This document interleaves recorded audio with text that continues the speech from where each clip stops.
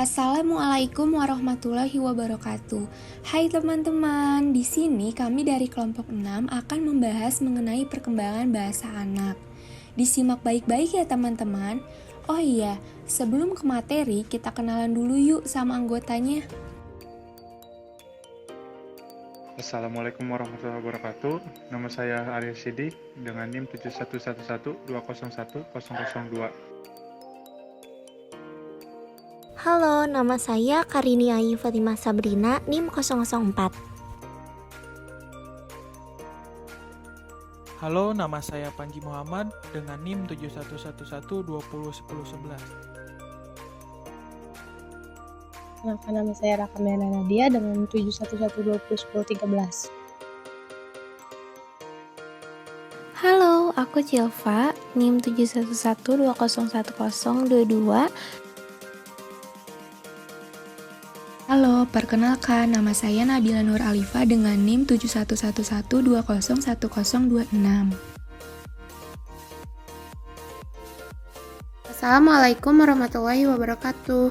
Perkenalkan, nama saya Endah Hutami Kartika dengan NIM 7111201038. Di sini aku bakal jelasin pengertian tentang perkembangan bahasa. Jadi, perkembangan bahasa itu merupakan kemampuan khas manusia yang paling kompleks dan mengagumkan. Kemampuan berbahasa anak tidak diperoleh secara tiba-tiba atau sekaligus, tapi gimana sih? Tetapi secara bertahap. Kemampuan berbahasa mereka berjalan seiring dengan perkembangan fisik, mental, intelektual, dan sosialnya. Perkembangan bahasa anak ditandai oleh keseimbangan dinamis atau suatu rangkaian kesatuan yang bergerak dari bunyi-bunyi atau ucapan yang sederhana menuju tuturan yang lebih kompleks. Fungsi bahasa ini terdapat 7 poin. Yang pertama itu instrumental function. Maksudnya di sini adalah fungsi bahasa itu adalah untuk memenuhi kebutuhan anak atau untuk menyatakan keinginan si anak. Misalnya pada kata aku ingin itu. Lalu yang kedua ada regulatory function. Melalui bahasa, si anak mampu mengendalikan tingkah laku atau pergerakan orang lain. Misalnya saja pada kata tolong lakukan itu. Lalu yang ketiga ada interpersonal function. Si anak ini menggunakan bahasa untuk berinteraksi dengan orang lain dalam lingkungan sosialnya. Lalu yang keempat ada personal function. Dengan bahasa, anak dapat menyatakan pandangannya, perasaannya, dan sikapnya yang unik melalui bahasanya. Melalui bahasa, anak juga dapat memperlihatkan identitas pribadinya. Lalu yang kelima ada heuristic function. Setelah si anak mulai dapat membedakan dirinya dari lingkungannya, ia menggunakan bahasa untuk menjelajah dan memahami lingkungannya. Lalu yang keenam ada imaginative function. Bahasa dapat membuat si anak melarikan diri dari realitas ke alam ciptaannya atau alam hayalannya sendiri. Lalu yang terakhir ada informative function. Maksudnya di sini adalah dengan bahasa anak bisa mengkomunikasikan informasi baru melalui bahasa yang ia keluarkan. Karakteristik perkembangan anak. Yang pertama pada usia lahir atau bayi, mulai berkembangnya reseptif vocab, yaitu memahami bahasa atau kata, mulai dari 12 kata hingga 200 kata. Ucapannya yaitu pada tahap pralinguistik karena munculnya vokalisasi dini, seperti menangis pada usia 0-6 minggu. Yang kedua ada explosive sound pada usia 1-4 bulan. Yang ketiga adalah babbling pada usia 4-8 bulan. Kalimat yang diucapkannya yaitu one word stage, yaitu mulai mencoba mengeluarkan kata-kata yang ia pahami pada usia 12 hingga 18 bulan. Yang kedua ada telegraphic speech pada usia 18 hingga 24 bulan. Kedua pada usia prasekolah. Karakteristiknya yaitu yang pertama ada receptive vocab yang semakin bertambah. Yang kedua ada express vocab yaitu kemampuan untuk memproduksi kata atau memproduksi bahasa sehingga orang lain paham dengan apa yang kita katakan dan semakin berkembang. Ucapannya berada pada tahap linguistik. Ada peralihan dari kata menjadi suatu kalimat. Yang ketiga, kalimatnya menggunakan kalimat sederhana bisa disusun pada usia 48 bulan ke atas. 3. Pada usia sekolah dasar. Karakteristiknya meliputi reseptif vocab yang semakin berkembang, lalu ekspres vocab yang semakin berkembang juga. Ucapannya pada tahap linguistik dan kalimatnya yang diucapkan sudah bisa menyusun kalimat secara lengkap.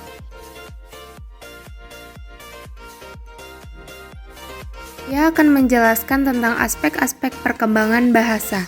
Aspek perkembangan bahasa pada anak terlihat di usia 4 tahun ke atas, karena pada umur ini anak sudah mampu mengutarakan keinginannya, penyangkalan, masukan secara terang-terangan. Aspek yang bisa diamati pada perkembangan bahasa adalah yang pertama ada kosakata. Anak punya keahlian menghafal perkataan baru setelah mempelajari dari lingkungannya dengan cepat. Sejalan berkembangnya dari hasil hubungan anak dengan lingkungannya, maka semakin besar banyak pesat kosakatanya. Yang kedua ada sintaksis. Anak mempelajari tatanan bahasa dengan orang di lingkungan sekitarnya, walaupun belum sesuai dengan benar penggunaan kalimat dalam bahasa, namun karena sering mendengar dan meniru orang dewasa di sekitarnya, anak bisa mencontoh penggunaan tata bahasa secara lisan dengan baik. Sintaksis sendiri meliputi bagaimana kata-kata dikombinasikan sehingga membentuk frasa-frasa dan kalimat-kalimat yang dapat dimengerti. Yang ketiga ada semantik. Anak mampu mengungkapkan tujuan atas keinginannya dengan perkataan yang menunjukkan keberatan dikarenakan memiliki perkataan yang sesuai. Yang keempat, fonem. Merupakan anak mampu membunyikan huruf vokal tidak hanya mengeja dari abjad, tetapi sudah bisa mengucapkan sebuah kata dan mengerti arti dari kata yang diucapkan. Seperti ka, ke, ka menjadi kakek. Yang kelima, fonologi. Lebih kepada keahlian seseorang bisa menangkap juga membentuk bunyi percakapan. Seperti kalau seseorang mendengar bahasa yang bukan berasal dari daerahnya, maka akan kesulitan menangkap bahasa apa yang dibicarakan dan ketika berbicara tidak ada jeda. Padahal itu hal yang wajar bagi mereka yang sudah sehari-hari menggunakannya. Yang keenam ada morfologi. Tata kelola bahasa yang dipakai dalam membentuk kalimat agar sistematis dan juga mudah dicerna oleh khalayak ramai karena identik dengan proses dan penggunaannya. Ini saya akan menjelaskan tahap perkembangan bahasa anak. Pertama, tahap pralinguistik 0-12 bulan. Sebelum mampu mengucapkan satu kata, bayi mulai memperoleh bahasa ketika berumur kurang dari 1 tahun. Namun pada tahap ini, bunyi-bunyi bahasa dihasilkan anak berumlah bermakna. Bunyi-bunyi itu berupa vokal atau konsonan tertentu, tetapi tidak mengacu pada kata atau makna tertentu.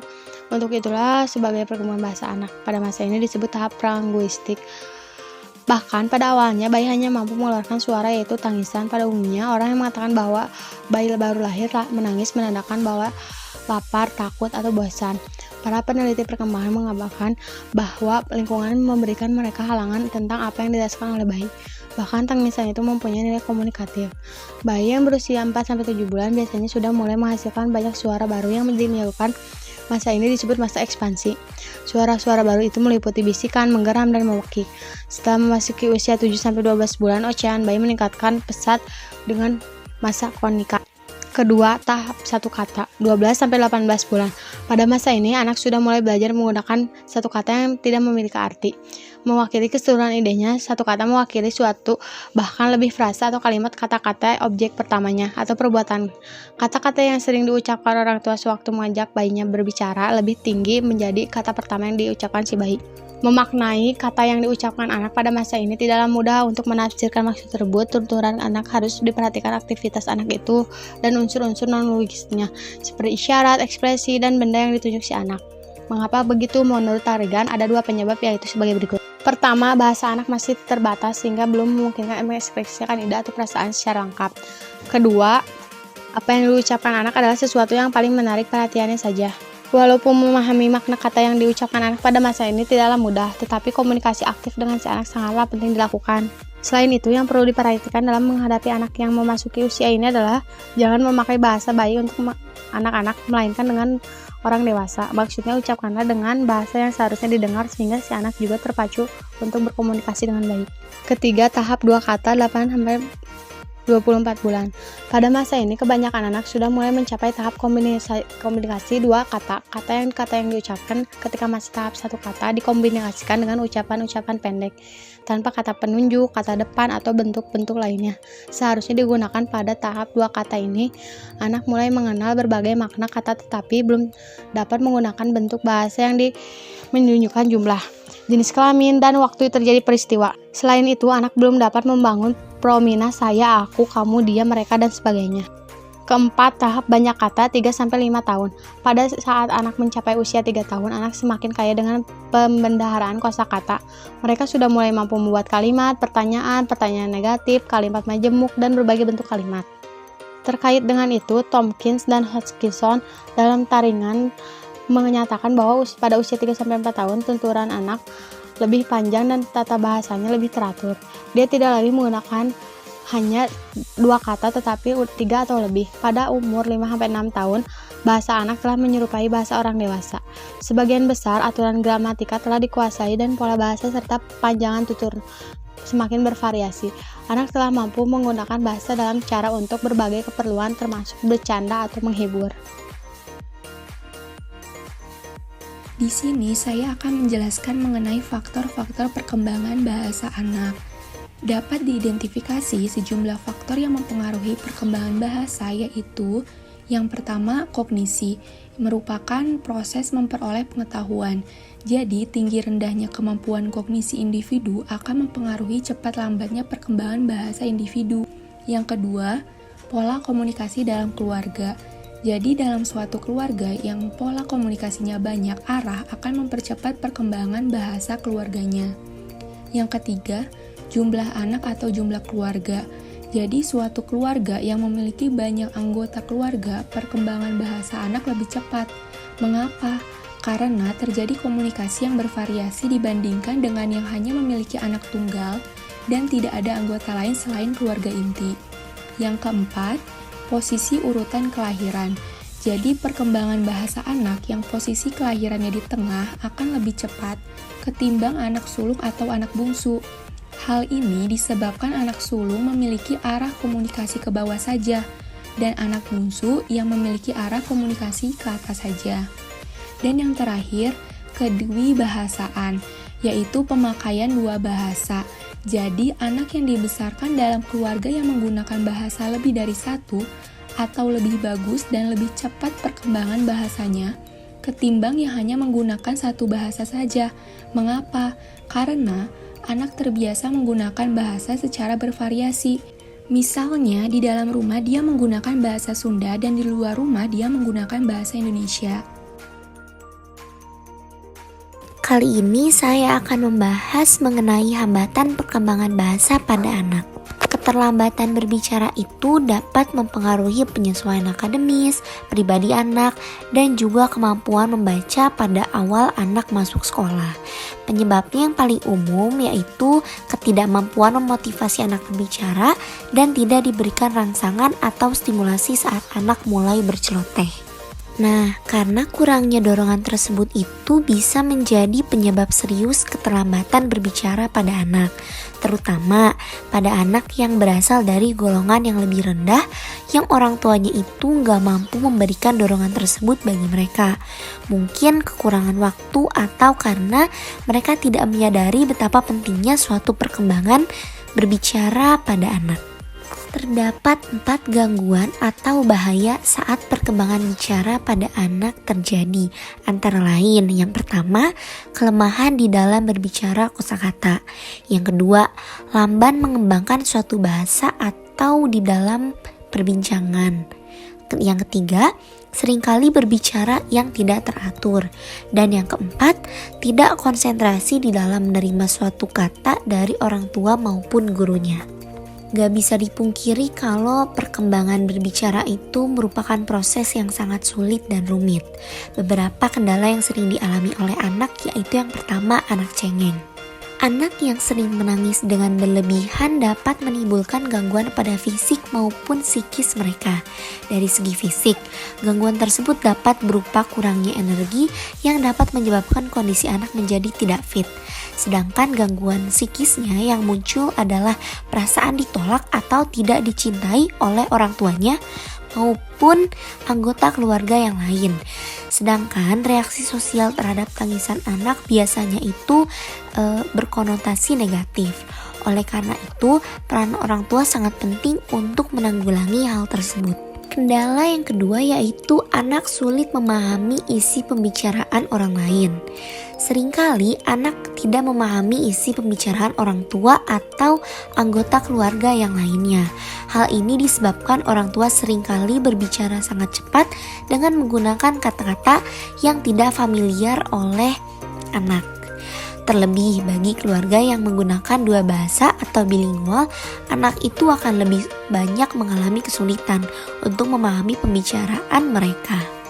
Maka dari itu, orang tua hendaknya selalu berusaha mencari penyebab kesulitan anak dalam memahami pembicaraan tersebut agar dapat memperbaiki atau membetulkan apabila anak kurang mengerti dan bahkan salah menginterpretasikan suatu pembicaraan. Mungkin cukup sekian penjelasan dari saya. Mohon maaf bila banyak kesalahan. Wassalamualaikum warahmatullahi wabarakatuh.